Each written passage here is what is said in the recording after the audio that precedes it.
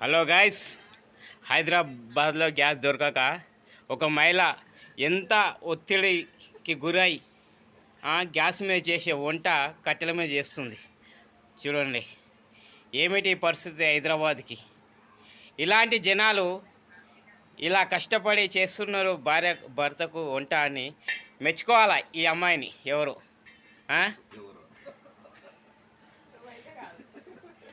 చూసారా?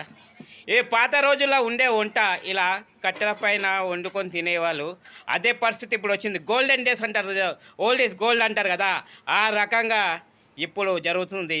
మన రేవంత్ రెడ్డి ఈ హయాంలో ఎప్పటికీ గుర్తుండిపోతుంది చరిత్రలో.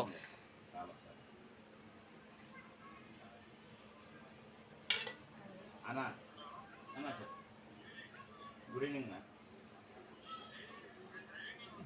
పర్లేదు పర్లేదు.